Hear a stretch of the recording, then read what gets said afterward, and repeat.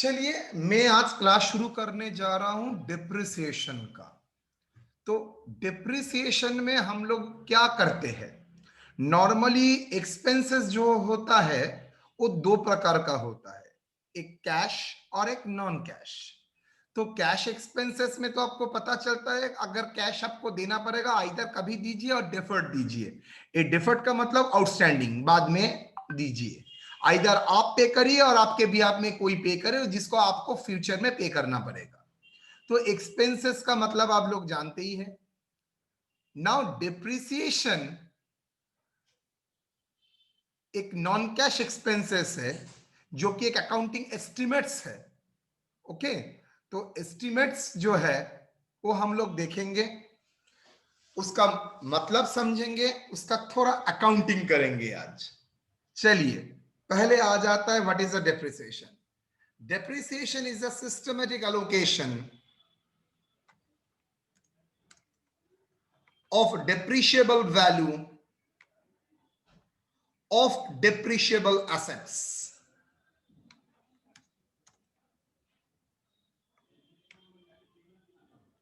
over its useful life. Depreciable value is the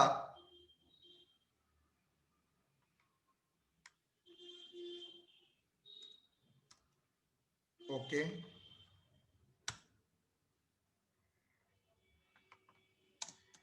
it is a non-cash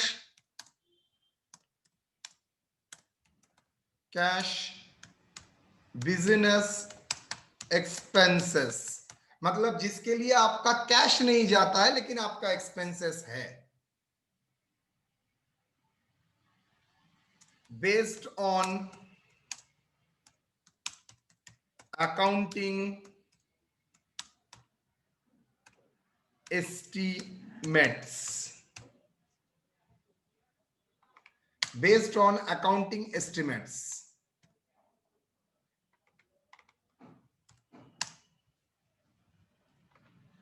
तो एक एक करके आते हैं। फर्स्ट आते हैं what is a depreciable asset. Depreciable assets are those assets which are expected to be used for more than one accounting period, having limited service life, intended to be used for production or supply of goods or providing services। ये तीनों का मतलब क्या है? Depreciable assets are those assets which are expected to be used for more than one accounting period। आप जानते हैं उससे आपका वो आपके साथ more than one accounting period रहेगा। हैविंग लिमिटेड सर्विस लाइफ मतलब उसका यूजफुल लाइफ होगा, अनलिमिटेड नहीं होगा। इसका मतलब लैंड भी तो मेरे साथ बहुत दिन तक रहता है, क्या उसका कोई लिमिटेड लाइफ है? ना, अनलिमिटेड है। तो लैंड क्या मेरा डेप्रिशिएबल एसेट होगा? Never, land is not depreciable asset. Intended to be used, वो उसको किसके लिए यूज करेंगे?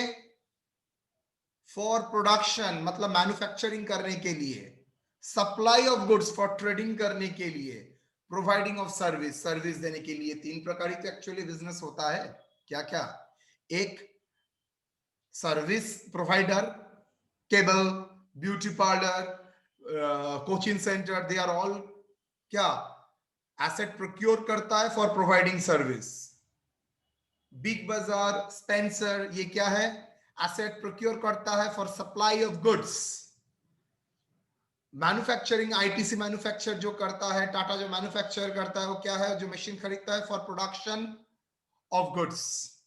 सो प्रोडक्शन पर्पस के लिए, सप्लाई ऑफ पर्पस के लिए और प्रोवाइडिंग सर्विस के लिए, ये तीनों काम के लिए डिप्रिशिएबल एसेट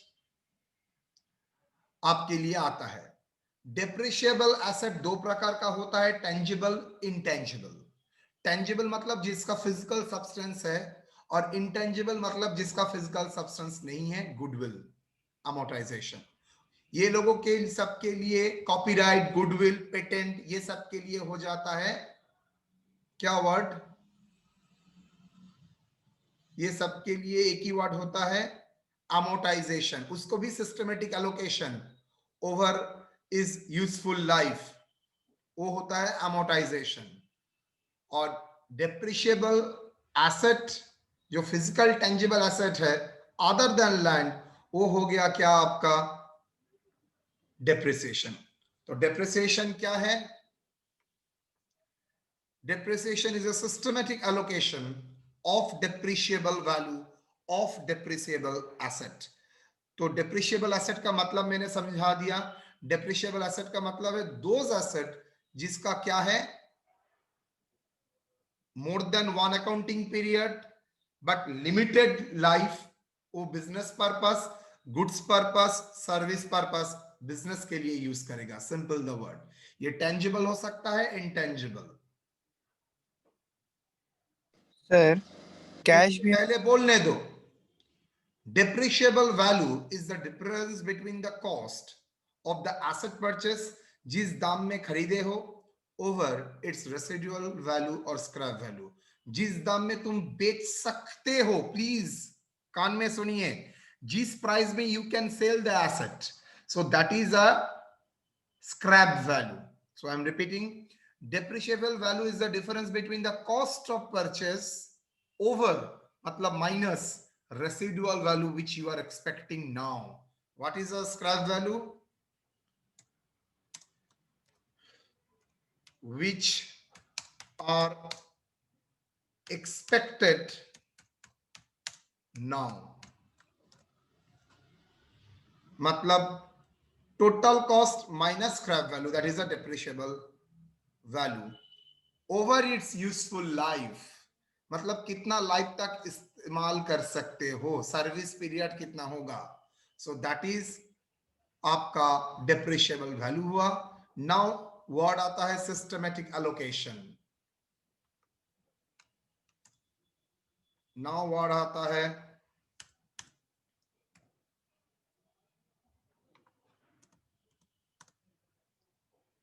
सिस्टमैटिक एलोकेशन।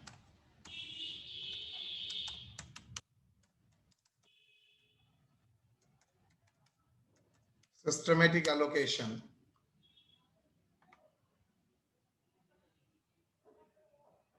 दो प्रकार, as per your syllabus is concern, दो प्रकार का एलोकेशन यहां पर है। वन स्ट्रेट लाइन मेथड, नहीं चलेगा।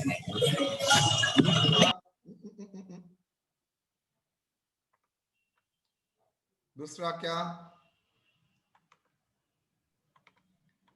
Reducing balance method. चलिए स्ट्रेट लाइन मेथड में आते हैं।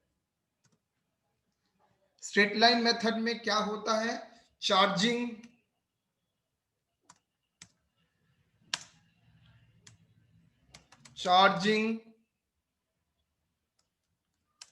depreciation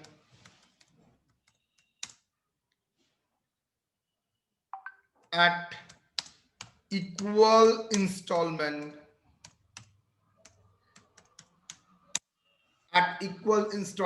over its useful life। It is calculated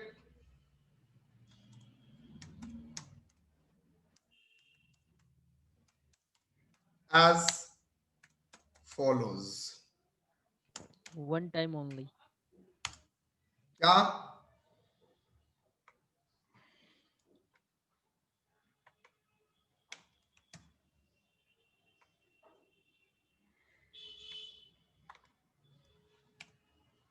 depreciable base मतलब cost divided by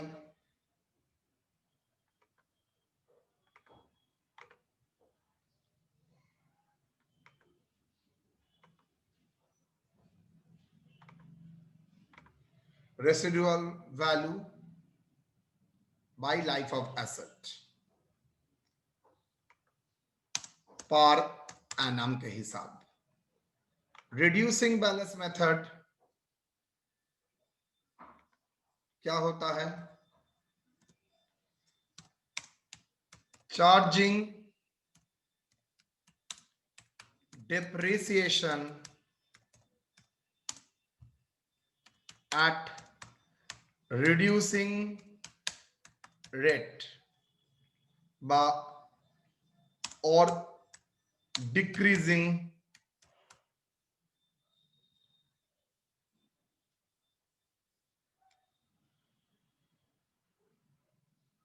at reducing rate नहीं करूंगा, at reducing amount. It is calculated on closing balance और opening balance. Same मतलब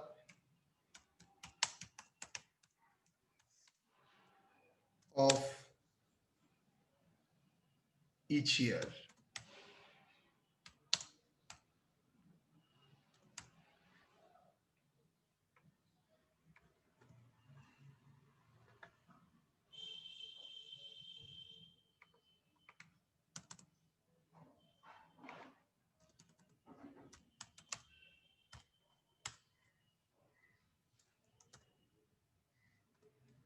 The rate of depreciation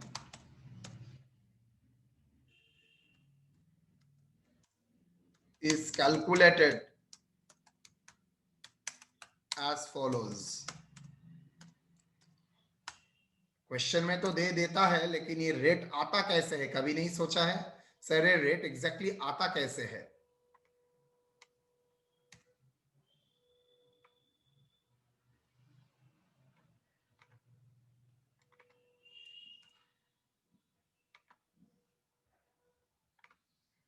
life of the asset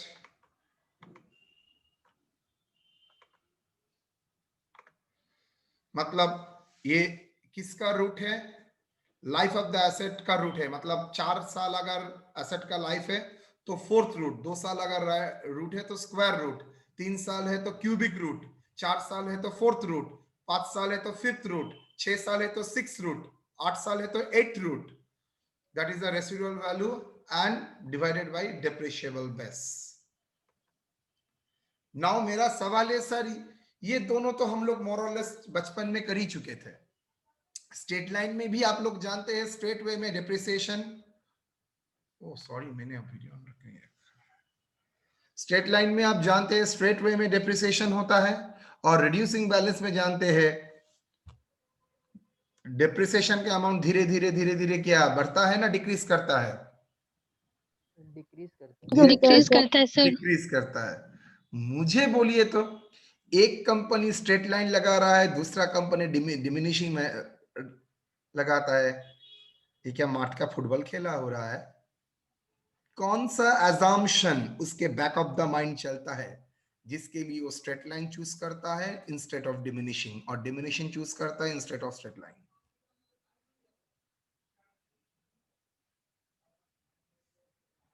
बोलिए.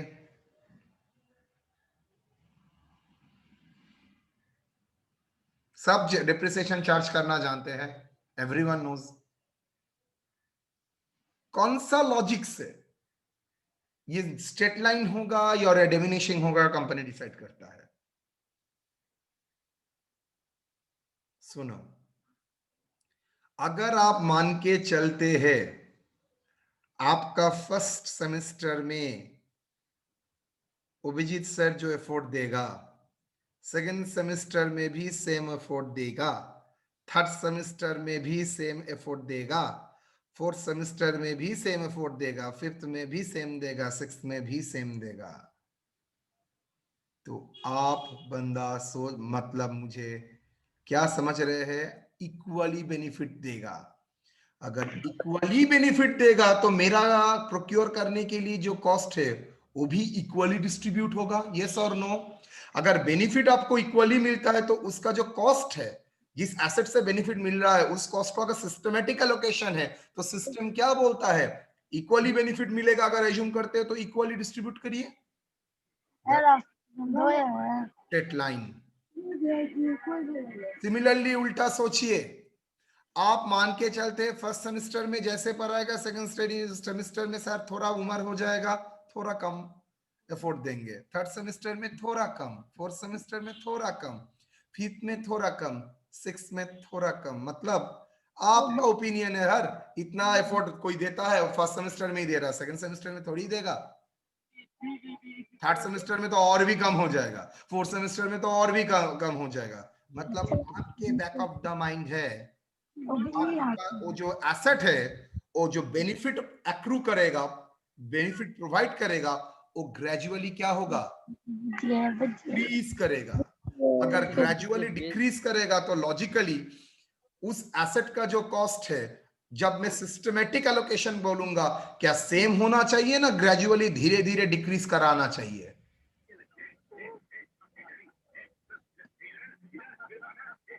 Hello, sir से घटते जाएगा, decrease होते जाएगा सर। डिक्रीज होता जाएगा, मतलब तब कौन सा मेथड फॉलो करोगे? Sir diminishing. डिमिनिशिंग व रिड्यूसिंग बैलेंस मेथड। क्लियर और नॉट? तो इसको ही बोलता है स्ट्रेट लाइन मेथड और फिक्स्ड इंस्टॉलमेंट मेथड। इसका ही नाम है डिमिनिशिंग मेथड और रिड्यूसिंग बैलेंस और written down value method. Clear और नॉट? आप लोग कैसे कैलकुलेट करते थे ये तो भली भांति जानते थे, लेकिन ये नहीं जानते थे कौन सा अजम्पशन के बेसिस में वी विल डिसाइड ये क्या स्ट्रेट लाइन होगा ना डिमिनिशिंग होगा। जो बंदा स्ट्रेट लाइन मारता है उसका मतलब है उसका बैक ऑफ द माइंड में चल रहा है वो एसेट से वो इक्वली बेनिफिट एक्सपेक्ट करेगा, हर साल में सेम बेनिफिट इस्तेमाल करेगा। लेकिन वो अगर मानता है धीरे धीरे एसेट का बेनिफिट कम होता जाएगा, उम्र बढ़ते ही उसका कैपेसिटी कम होता जाएगा, तब वो क्या एसेट को मानेंगे? Reducing balance method. Okay, so sir it is expected और अनएक्सपेक्टेड सर? अभी एक्सपेक्टेड। आप फ्यूचर का सोच के ही अभी से काम करना शुरू किए, बिकॉज फ्यूचर में क्यों ये खर्चा को हटा के रखते हैं, डिस्ट्रीब्यूट नहीं करते प्रॉफिट। मान लीजिए प्रॉफिट मेरा 1 लाख सेल हुआ और विदाउट डेप्रिसिएशन मेरा खर्चा हुआ है 60,000। आपको दिमाग में लगेगा चलो 40,000 का बिरयानी खा लेते हैं। बोल के भी तो नहीं गई टेबल के ना फुलाएंगे आई भी कब फुलाएंगे। आपको लग ही सकता है डिप्रिसिएशन में मैं बिरयानी खा ही सकता हूं सर। यस, आप बिरयानी खा सकते हैं, लेकिन 5 साल बाद जब एसेट का बैलेंस खत्म हो जाएगा, एसेट और काम में नहीं आएगा, तब आपको कौन पैसा देगा वो एसेट लाने के लिए? फिर से आपको इन्वेस्ट करना पड़ेगा ना। बेटर रहता हर साल सर 40,000 का बिरयानी के जगह आप 1 लाख का मशीन है तो 20 करके 5 साल अगर हटा के रखते थे डिप्रिसिएशन बोल के, बिकॉज उसके लिए कैश तो बाहर नहीं जाता है, लेकिन खर्चा बोल के आप 20,000 जैसे ही माइनस करेंगे तो बिरयानी के लिए कितना बचेगा सर? बिरयानी के लिए सिर्फ बचेगा आपके पास 20,000। ठीक है, और 20,000 आप डिप्रिसिएशन करके 5 साल रख दीजिए। At the end of the year आपके पास कितना आ जाएगा? 1 लाख रुपया। उससे आप क्या करेंगे? न्यू एसेट खरीदेंगे। तो ये प्रोसेस कंटिन्यूअस चलेंगे। एज्यूम करके चलते हैं एसेट का प्राइस चेंज नहीं कर रहा है। अगर चेंज भी कर रहा है आपको खुद कम पैसा इन्वेस्ट करना पड़ेगा। आप ऑलरेडी 1 लाख रुपया सिक्योर करके रखे हैं, तो that is the method of charging depreciation. So clear? Depreciation is क्या है? हर पॉइंट को क्लियर कर दिया। Depreciation is a systematic allocation of depreciable value. किसका systematic allocation? Of depreciable value का systematic allocation of depreciable asset over its useful life. It is a non-cash business expenses based on accounting estimates. तो ये क्या है? accounting estimates है। What are the objective of charging depreciation? Depreciation क्यों charge करते हैं हम लोग? To match the expenses against revenue. मेरा 2 लाख रुपए का सेल हुआ है, 1,60,000 रुपए का मेरा कैश एक्सपेंसेस हुआ है, और एक मशीन में इस्तेमाल करता हूं जिसके लिए डिप्रिसिएशन होना चाहिए था 20,000 पर ईयर, वो मैंने चार्ज नहीं किया। तो मुझे ये आप लोग सोच के बताइए मेरा ट्रू कॉस्ट क्या है? 1,60,000 ना 1,80,000? आप लोग बोलिएगा सर कैश एक्सपेंसेस है तो 1,60,000, लेकिन एक्सपेंसेस कैश भी हो सकता है, नॉन कैश भी हो सकता है। तो इन दैट सिचुएशन आपका डिप्रिसिएशन मिला के वो एक्सपेंसेस आ जाएगा कितना, 1,80,000। Now profit is 2 lakh minus 1,80,000, 20,000। तो मैचिंग कॉस्ट के लिए, मैचिंग रेवेन्यू के लिए आपको क्या करना पड़ेगा, मैचिंग रेवेन्यू के लिए मैचिंग कॉस्ट आपको माइनस करना पड़ता है, बिकॉज आप जानते हैं प्रॉफिट मतलब क्या है, revenue minus matched expenses against that revenue.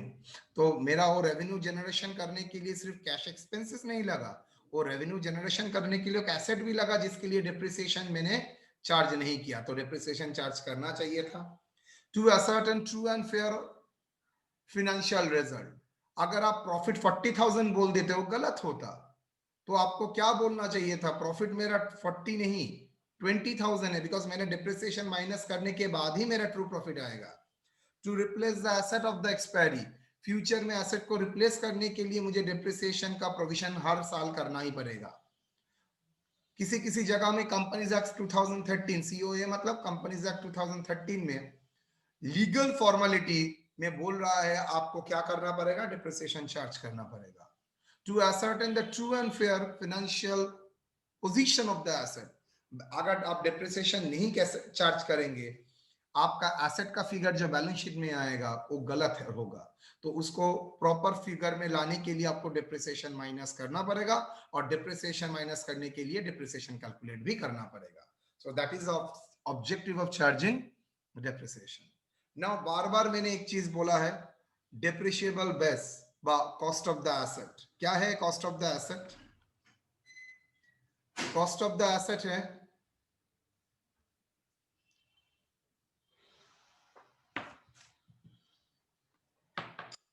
purchase price, add freight and insurance, add installation, add erection charges.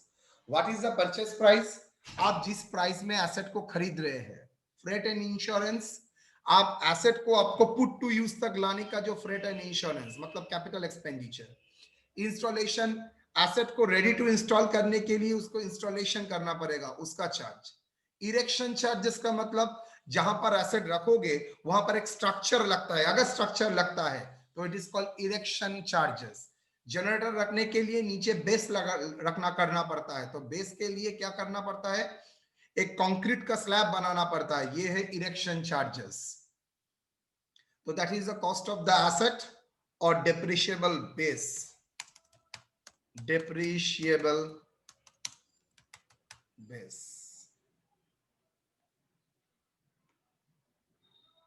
Now depreciation तो मैंने कैलकुलेट कर लिया, उसका अकाउंटिंग कैसे करूंगा मैं दिखाऊंगा। उसका अकाउंटिंग दो प्रकार के करूंगा, charging depreciation in asset account, मतलब आप डेप्रिसिएशन को क्या मानते हैं, डेप्रिसिएशन को आप एसेट से माइनस करके रखते हैं, मतलब आप जब एंट्री देते हैं depreciation account debit to asset का एंट्री देते हैं, और दूसरा तरीका है आप प्रोविजन बोल के रखते हैं, मतलब depreciation account debit to provision account. Now problem करने से पहले calculation of depreciation for existing new asset के लिए full year depreciation, new asset के लिए depreciation charge for the part of the year, जब से from the date of purchase, from the date of purchase, और जो एसेट्स सेल्ड हो चुका है वो up to the date of sale. So ये तीन एरिया है डिप्रिसिएशन का। मैं एक प्रॉब्लम आपको दूंगा, आप मुझे कैलकुलेट करके दीजिए एक इलस्ट्रेशन, उसके बाद मैं जर्नल में आऊंगा। Cost of the asset 1 lakh, installation 20,000, freight and insurance 15, erection charges 5,000, expected residual value 30,000। Calculate the rate of depreciation, calculate the depreciation, calculate the amount of depreciation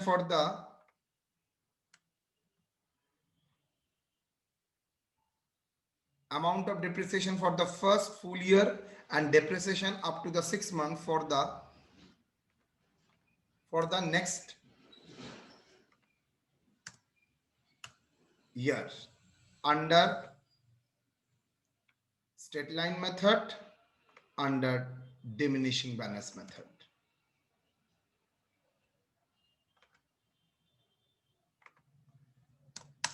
Under SLM, SLM मतलब straight line, and diminishing balance method, reducing balance method. चलिए solution,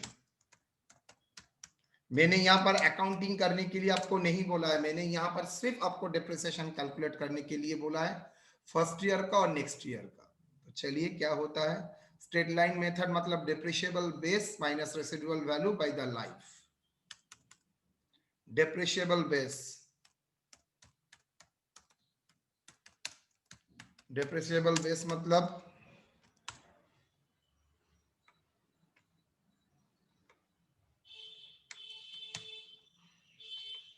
जितना capital expenditure हुआ था वो सब add करो,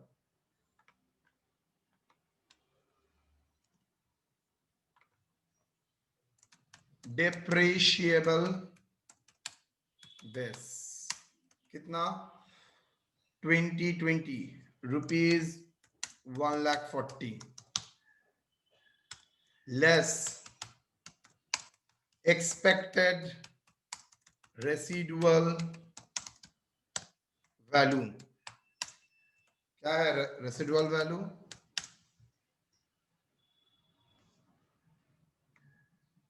$30,000।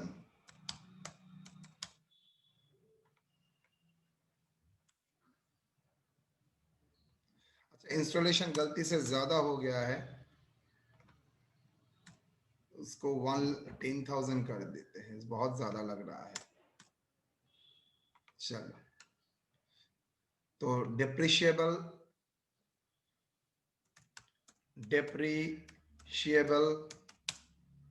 Amount कितना, depreciable amount sir, depreciable base से एक्सपेक्टेड रेसिडुअल वैल्यू माइनस कर दीजिए। Yes, rupees 1,00,000। यूजफुल लाइफ कितना, यूजफुल लाइफ 4 years।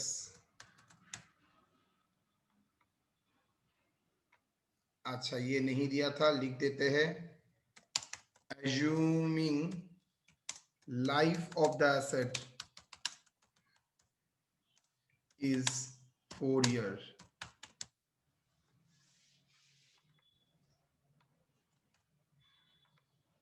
डन। तो डिप्रिसिएशन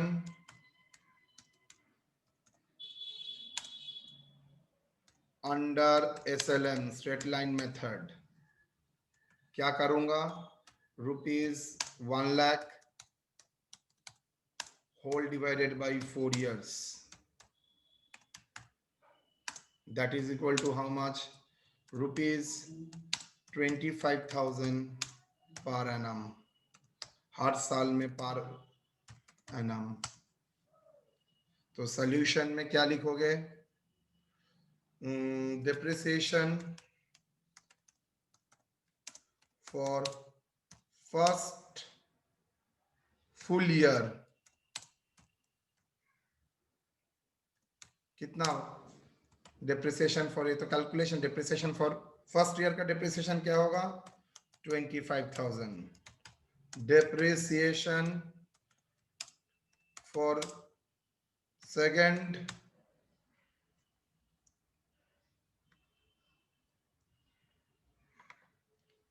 चलो मैं प्रॉब्लम थोड़ा चेंज करूंगा, मैंने यहां पर बोला था depreciation of first and second full year and depreciation up to 6 months for next third year। तो सेकेंड फुल ईयर के लिए क्या होगा,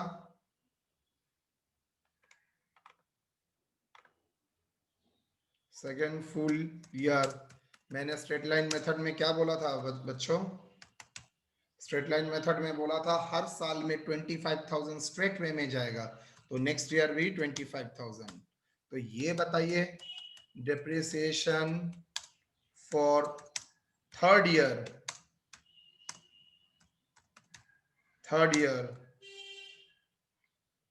फॉर 6 मंथ, 6 महीना के लिए क्या होगा? For 6 month 25,000 into 6 divided by 12, that is equal to 12,500. So clear? First year में भी सेम, सेकेंड ईयर में भी सेम, थर्ड ईयर में 6 मंथ बोला है तो 6/12 प्रोपोर्शनेटली हो जाएगा डिप्रिसिएशन। ये under straight line method. Now अब diminishing balance method.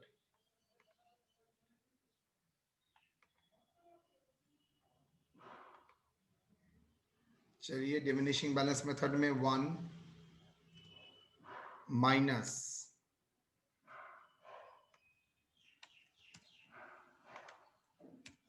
Life of the asset कितना है? लाइफ ऑफ द एसेट है 4 साल। रेसिडुअल वैल्यू कितना है? 30,000। depreciable base already I have calculated 1 lakh.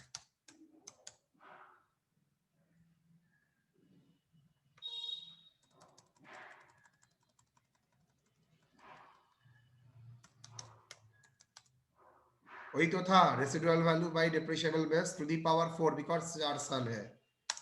कितना है? 30,000 डिवाइडेड बाय 1 लाख, जो आया है 0.3 आएगा। 2 बार रूट कीजिएगा बिकॉज 4 है, -1 25.99 0.2599 that is equal to 0.26%। 26%। मतलब रिड्यूसिंग में करोगे तो डिप्रिसिएशन हो जाएगा 26%।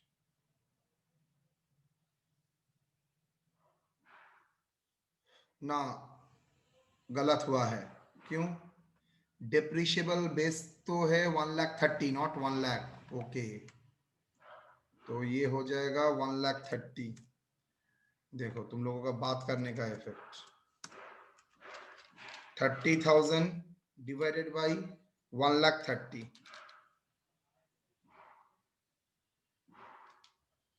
2 बार रूट -1 30.31%।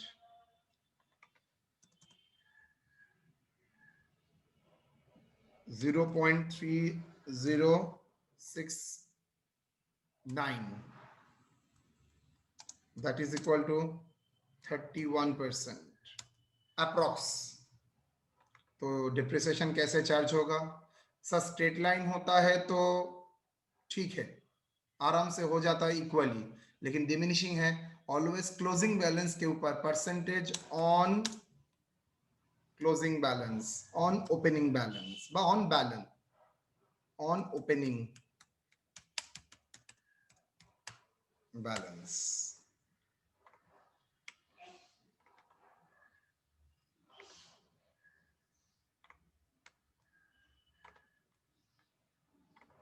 depreciation,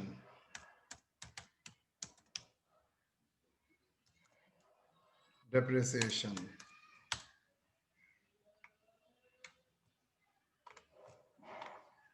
क्या होगा?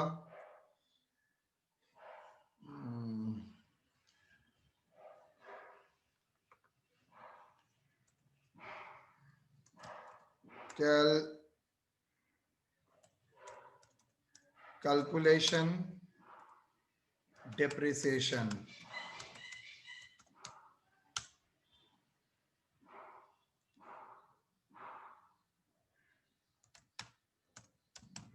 depreciable base by cost। कितना कॉस्ट का अमाउंट है? 1,30,000 लेस डिप्रिसिएशन कितना परसेंट? 31%। तो कैलकुलेट करो, 1,30,000 into 31%, 40,300।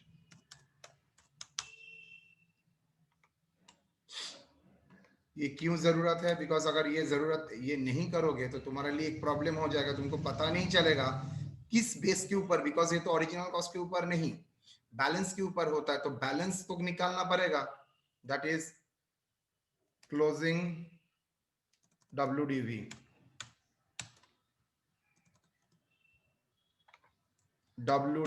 written down value,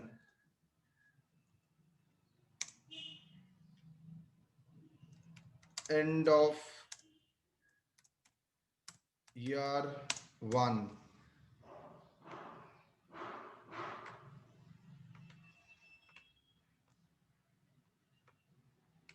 end of year 1 कितना?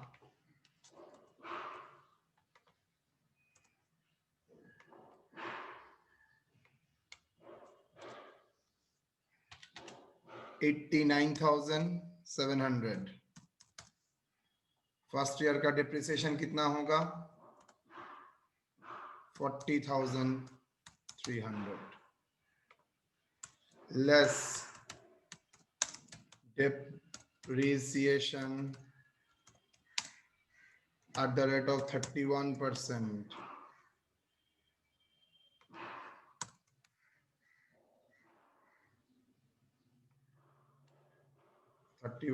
कितना?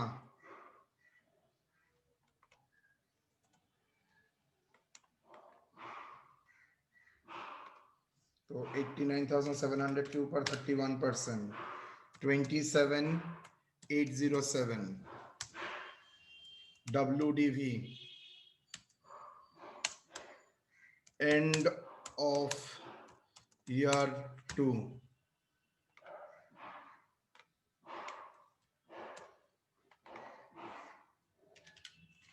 61,893। सेकेंड ईयर का डिप्रिसिएशन 27,807। देखो डिक्रीज कर रहा है, पहले था 40,000, उसके बाद 27,807 हो गया।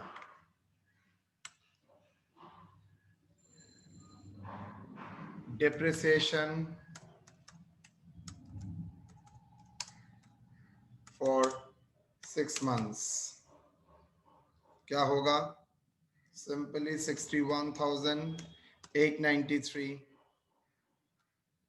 into 31% into 6/12, 6 महीना बोला था। और ये depreciation at the rate of depreciation पर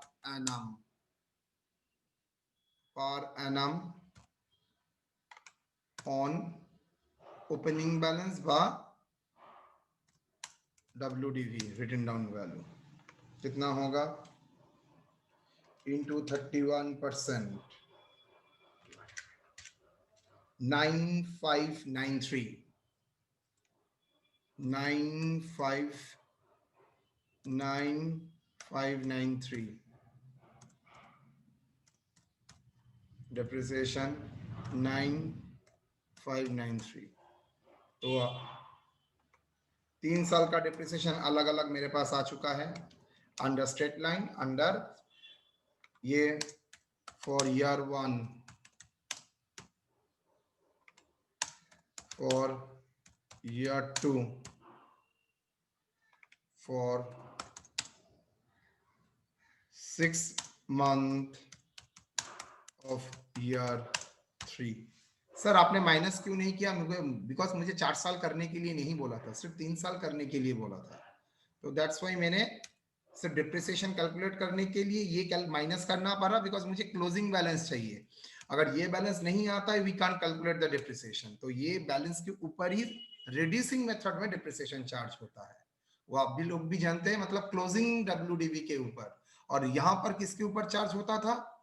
यहाँ पर ऑलवेज ऑन ओरिजिनल कॉस्ट। तो ओरिजिनल कॉस्ट के ऊपर 25 इक्वली रहेगा, जब फ्रैक्शन होगा 6/12 हो जाएगा। डन। तो ये मैंने जो इलस्ट्रेशन दिया है, that is calculation of depreciation. Now last part,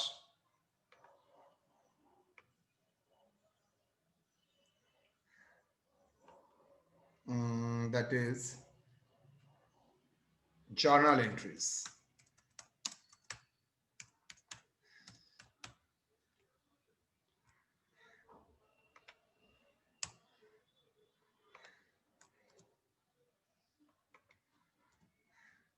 Journal entries.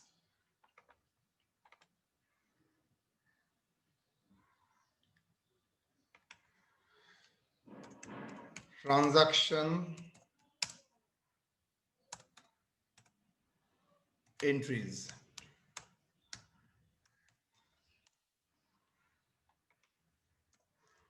Purchase of asset. Asset account debit to bank account, और क्रेडिट में अगर होता है तो सप्लायर ऑफ एसेट अकाउंट हो ही सकता है, क्रेडिट में supplier of asset account. Installation and erection.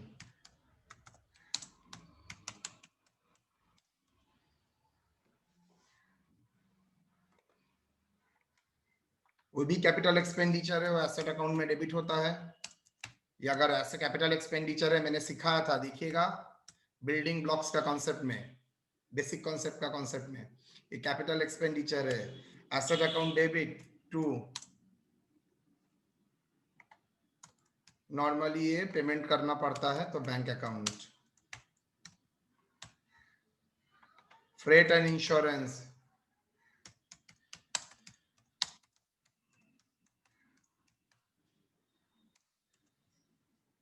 Freight and insurance वो भी asset account debit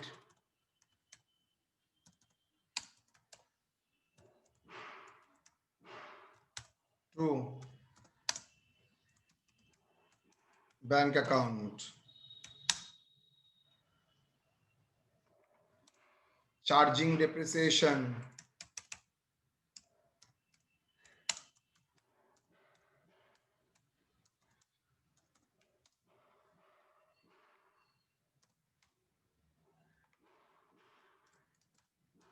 without provision.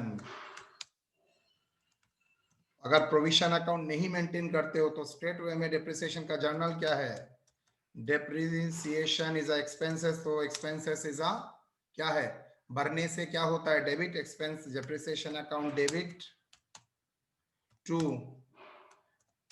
मैंने कहां से राइट ऑफ करता हूं, स्ट्रेट वे में एसेट डिक्रीज हो रहा है, तो एसेट डिक्रीज हो रहा है तो एसेट को रिड्यूस करना पड़ेगा, asset account. Next,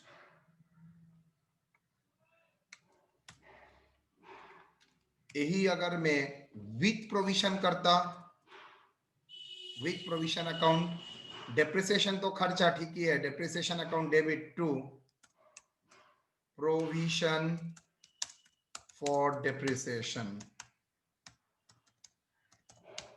provision for depreciation account. Okay, so that is the fundamental area. मैंने यहां तक सेल के बारे में कोई चर्चा नहीं किया, यहां पर तक मैंने सिर्फ आप लोगों के लिए बेसिक फंडामेंटल एरिया को सामने रखा है. कैलकुलेशन किसके ऊपर होता है, डिप्रिशिएबल बेस, ये सब के ऊपर मैंने आपके सामने रखा है.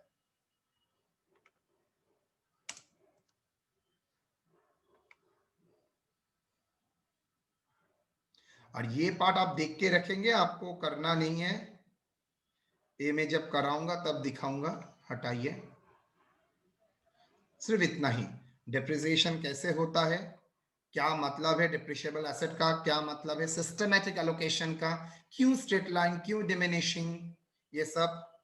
और डिमिनिशिंग डिप्रिसिएशन का ऑब्जेक्टिव क्या है, एक इलस्ट्रेशन से हम लोगों ने क्या सिखाया है, डिप्रिसिएशन कैसे चार्ज किया जाता है। पूरा एक प्रॉब्लम आप लोगों को छोटा करके मैंने दिया है और जर्नल मैंने यहाँ पर लिख के रखा है। यहां तक आप लोगों का कोई डाउट है तो बोलिए।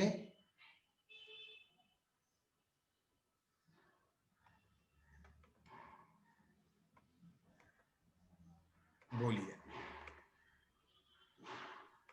यहां तक सर रेसिडुअल वैल्यू कहाँ से आई है सर 30,000?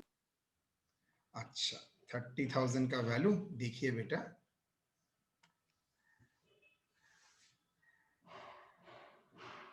मिल गया। क्वेश्चन में था सर ये वाला। हाँ हाँ, एक तो इलस्ट्रेशन देखिए,